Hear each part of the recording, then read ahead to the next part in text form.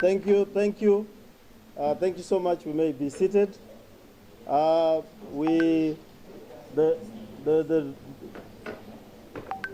leadership that's supposed to be in front, the standing committee, please come up front, and so that we are able to be seen. Thank you. Sorry for interrupting. We have invited members of the Fourth Estate.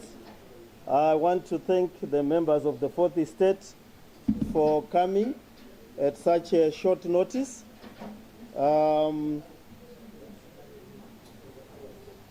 As you know, we advertise that we are holding our constitutive meetings. I do understand that some of the members of the press were saying that the president, Mafume, and the president were holding meetings on their own. I think this dispels that rumor. I don't want to use words like malicious. But as you can see, evidently we have been having meetings, not on our own, but with the other leadership of the Democratic contingent. But we want to thank you for coming. It was short notice. For that, I apologize. But we are reconstituting the party, and we should be able to get back to our normal programming within the shortest possible time. A lot has happened, and some of these meetings had been suspended for quite some time. I would want to acknowledge the presence of the President, Professor Welshman Ncube, Vice President Lynette Konye, Chairperson Karenyiko, sorry about that. The Chairperson Sisu Zai, Secretary General Charlton Hwende, and the rest of the leadership, the organizers. Maybe they might not organize a meeting again. Yeah. The two of them, our dynamic organizers, and the rest of the leadership. For out of abundance of time, I will not do the salutations, and these are the National Council members that were able to make it. We were supposed to hold it at the weekend, but because of other pressing commitments, we brought it forward to the midday. So we'll do that. But what we did is we had a standing committee, a national executive, and the National Council, which we have interrupted for us to hold this press conference. I shall read some of the resolutions that we've come up with that are both external in the main and selected internal resolutions. The rest of the resolutions will be given to the press in due course. Resolution of the National Council meeting held at Harare on the 19th of June 2024. Concerned about the deteriorating economic situation and its impact on the suffering masses in rural and urban Zimbabwe, saddened by rising employment and the precarious nature of informal economic activities, as well as the galloping poverty among Zimbabweans. Further concerned about the impending ravaging impact of the El Nino and how it negatively affects food security for the majority of Zimbabwean population households. Further concerned about media reports pointing to widespread corruption associated with the awarding of tenders to benefit a few elite in Zimbabwe, the opaqueness and the lack of transparency within the tender processes, and the beneficiaries seem to be from a selected group. Observing that such corruption is rampant in the mining sector, where minerals are illicitly exported, depriving the country of the necessary impetus for sustainable economic development. Concerned about the continued deterioration of national infrastructure, such as roads and railway lines that undermine the prospects for inclusive development. Noting the state of the Citizens Coalition for Change Party as a vehicle for the democratization agenda in Zimbabwe, and indeed its commitment to the resolution of the national question.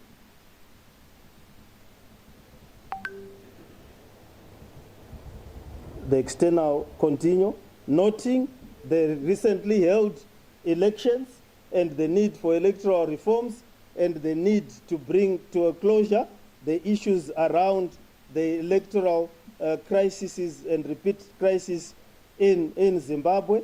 Also noting the deteriorating human rights situation, issues of detention, issues of arbitrary arrests, and issues of the need for people to express themselves and assemble themselves in the manner which they wish to.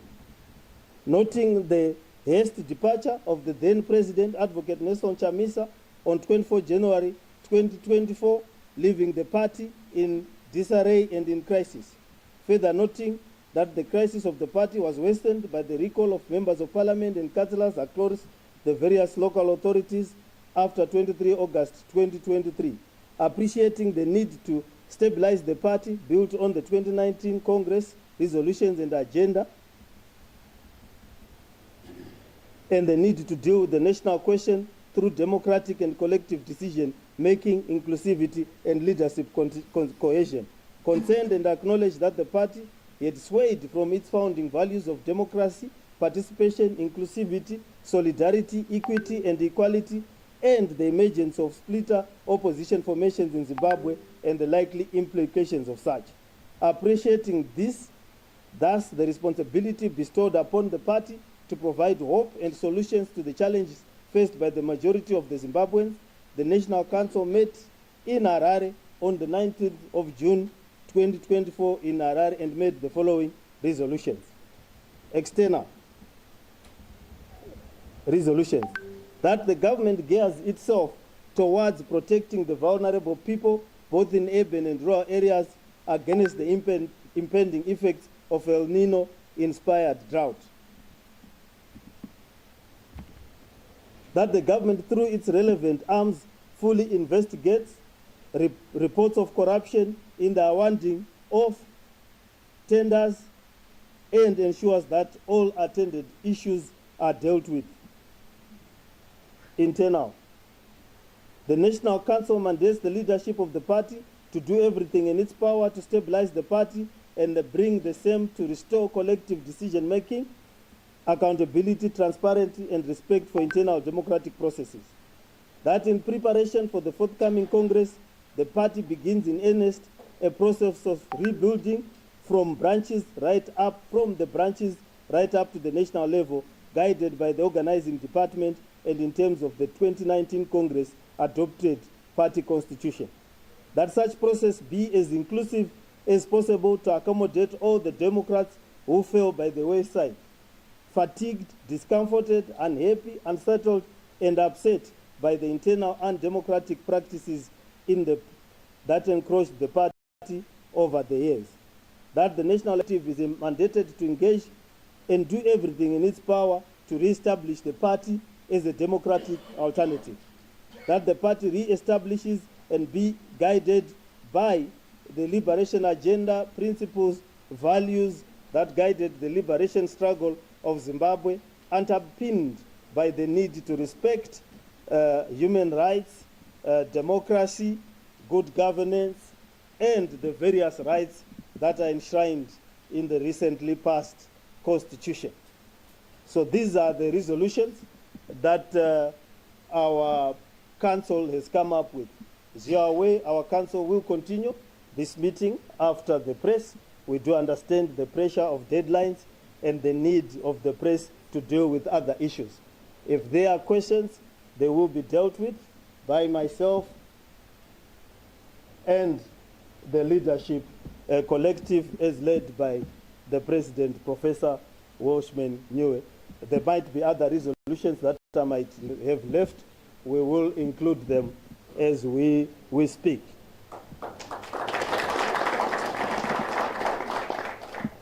Thank you.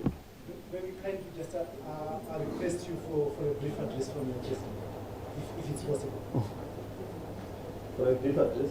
No, fine. We'll answer the question.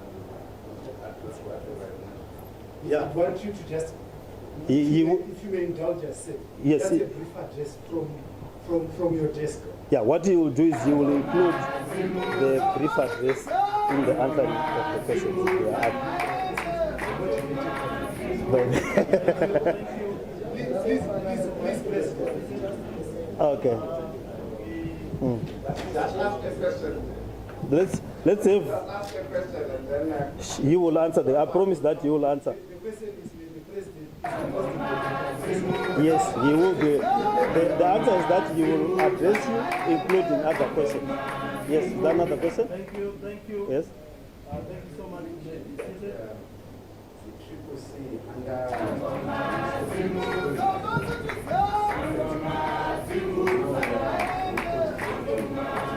how much of Thank you, damage thank you. did you Thank cause? you so much. And is the view that you are also saying there was a little internal democracy in the party there. So how much of the damage did you cause to Triple C and its leadership? Thank you. Okay. Another question. So if I get 3 or 4, yes. Maybe in terms of numbers, if you may just help us clarify, I need to understand, since there are 2 major factions coming from the Triple C, how many have been aligned to this specific leadership under Welshman, under President Welshman Ncube? If you can give us maybe in terms of numbers, we need to just understand how much of the chunk has been swayed in this direction. And number 2, if part of the resolution unlessified minister, I thought it was a key issue to be dealing with the Chabangu issue. Is this been an issue that I've been dealing with as the National Council? If it was, what has been the resolution? Okay. I think 3 questions. Thank you, thank you. Thank you so much. Thank you very much, Harare One. Thank you. For this. In attempting to respond to some of the issues, let me say firstly, I am the acting president of the party, Triple C. Thank you, thank you. Together with the leadership that remains, which was elected by the owners of the party at the Gweru Congress. The Vice President, Honorable Kore, is here, was elected to that position at the Congress in Gweru. The Secretary, Honorable Hwende, is here, Thank you, thank you. was elected to that position at the Gweru Congress. The rest of the leadership you see here Thank you, thank you. appointed by us after the Gweru Congress.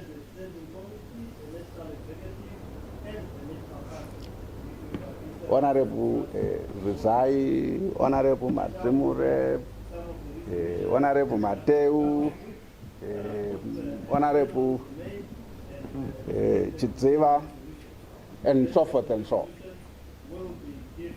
So you must understand that this is the leadership elected at Gweru, which had the responsibility for the management of the party after the Gweru Congress. The councillors you see here are the councillors who went to the Gweru Congress representing the provinces, the 10 provinces, who were elected by the membership at provincial level. Of course, others have fallen by the wayside, others have left. a political organization is by definition a voluntary association. Those who leave are replaced by those who remain. That's in the nature of all organizations. It's not necessary for us to detail how many numbers they are here. You can see them, take the pictures. They were there in where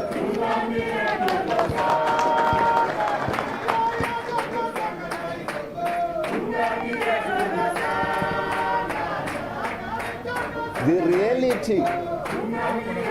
You ask about, did we discuss Senator Chabangu, did we discuss what has happened since 22 January 2022? Yes, we did.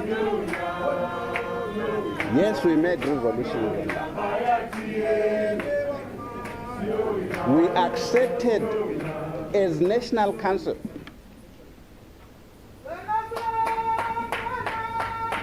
that we slept on duty. We accepted that the confidence of the owners of the party in Wales was reposed in us as a collective. We accepted our acts of omission and commission in failing to assert ourselves as the national country of a democratic league. 10 years.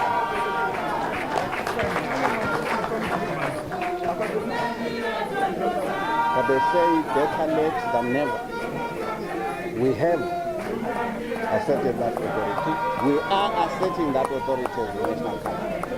We have a responsibility to report it to the next Congress what we did when what we failed to do. And for the owners of the party at that Congress to decide whether they still trust any one of us to continue to repose any confidence in us or to select from among themselves a different leadership. Our main task as things stand now is not only to evaluate the state of the party, to rebuild the party, its organs and its structures, but also as council to take full control of the party in its relationship with the members, in its relationship with the state and state institutions.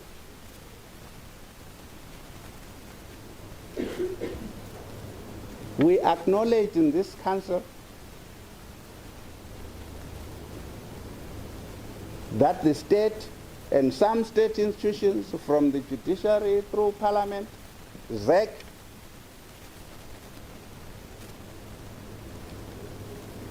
he have recognized the signature of Senator Chabangu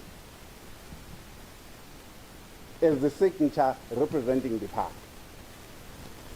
We acknowledge that, contrary to what some of us have said in the past, that we didn't know Senator Chabangu. We did. He was a member of this body.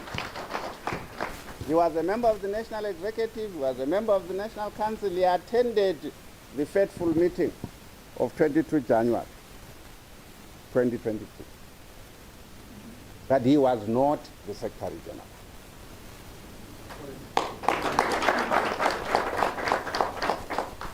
He assumed that position under strategic ambiguity.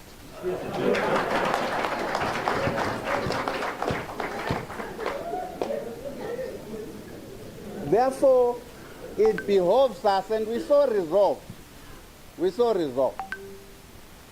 we must engage it as council, as a member of council, to resolve this issue. What should be his role going forward? We further resolved to engage the state and state institutions with a view to regaining full control of the party, for the state institutions to recognize that decisions of this party are made by this body and communicated by persons authorized by this body.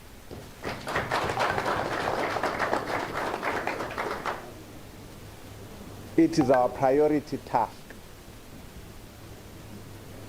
Whether we succeed or not remains to be seen, but it is our task. Further than that, you ask how much damage has been done. It's self-evident. I don't know any of you, I can't say because of the lights, among you who speak in Ndebele. There's an expression in Ndebele which says, ubuza inja enduna ikuflathela.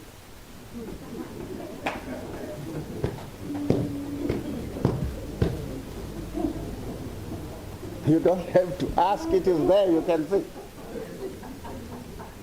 The damage is there. But the biggest damage is how far back this period has taken us in the struggle for a democratic alternative in the country. It will be years and years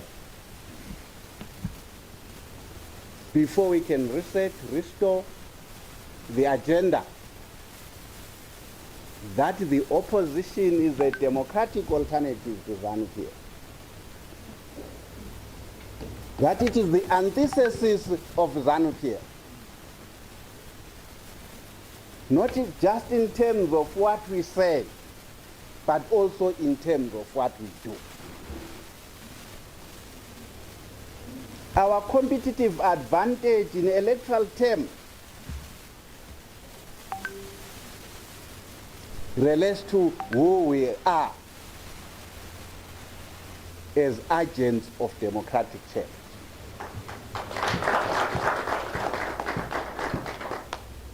When we begin to look like ZANU-PF, then we seize in the eyes of the electorate to be that democratic alternative. So we are not underestimating the task that faces us. It's huge. The damage has been immense.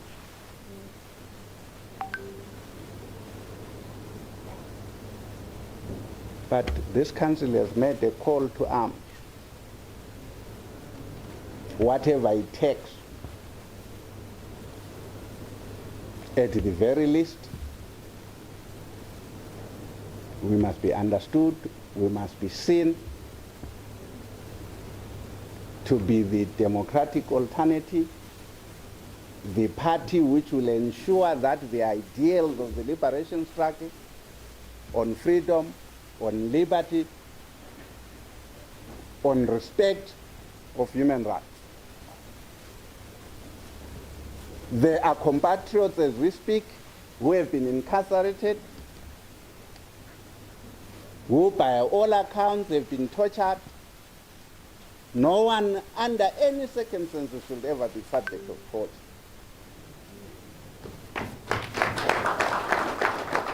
We may differ with them in our politics, but we demand that their human rights be respected. We demand that they be not subject to arbitrary arrest. We demand that they be not subjected to torture, which is prohibited across the world.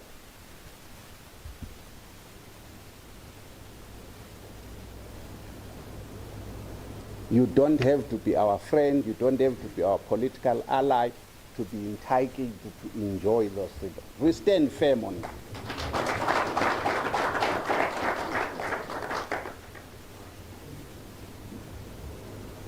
So that's what I'm adding to what Harare 1 presented to you as a summary of our conversations.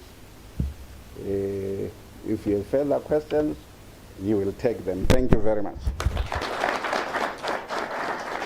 Thank you. I do understand you are pressed for time as journalist. So in consideration, I'll probably take one, but I do respect the desire to meet deadlines. But I think the point that we are making is that a journey of 1,000 steps, you begin with one step. We had the democratic ideals that we began from the Working People's Conventions to the point that we are here now, and the various transformations that we have seen us get into government, out of government, build constitutions, not only for the party, but including the constitution that this country is currently utilizing. It is a constitution that we participated in. And in all those processes, we were guided by a set of values. And those values were not personal, they were objective, normative, and in sync with contemporary understanding of human rights, democratic principles, and good governance principles. And it is that understanding where the collective matters more than the individual, where we believe that for anything happens to any one of us, we are living institutions and a country that can continue based on the values that would have agreed with each other and not based on personal issues. So that is where we are. We will rebuild it again, as the President said, and we will take the time it requires. We've done it before. We can do it again. Thank you. One thing that the chairman reminds me I should speak to just briefly. We debated and discussed the issue of the 2018-2023 elections. We resolved that as part of our engagement with government and ZANU-PF as a political player, we should engage them not necessarily on the outcomes of those elections, but on the numerous observer mission recommendations. There were recommendations that came from internal observers.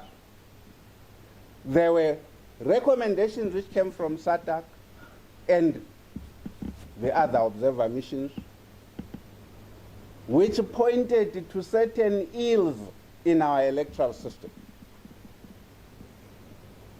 We believe it is important that we have a conversation with government and ZANU-PF on this, so that we do not get to the next elections, whenever they are, before those critical issues have been addressed. Thank you very much. Thank you very much. I think you want to leave now? One last one. I think this one is a follow-up that has been raised from his just last interventions. It seems he is saying that we are now focused at the result of the election, at the process of the election, not the result of the election. I just wanted to understand from a party perspective, what is your position on the past election? Would you call it a free, fair, and credible election as far as the last election is concerned? Since you are now more worried about focusing on the processes of an election, not the actual result of the election. It doesn't matter whether it was free or fair. I want to understand. I'm answering you. Let's wait for the full answer. It doesn't matter whether it was free and fair. It doesn't matter whether its outcome was legitimate or illegitimate. The fact of the matter is that you have a government which is in control of the camp. The fact of the matter is that if we are not careful and do the same mistakes we did between 2018 and 2023, you will get to the next elections with all of those good recommendations unaddressed. We are saying we want to refocus our attention to those. We wouldn't be refocusing our attention to those if the election was free and fair. If the election had no issues, it had issues. That's why we want together as Zimbabweans to look at those observer mission reports and say, let's do what can be done to stop with this cycle of disputed election after disputed election, so we keep going round and round in circles. So let's have a break with that part. Okay, thank you. I'm sorry. I think we have reached the end of our session, and then we will continue with our proceedings. And once again, I want to thank you for coming at such a short notice.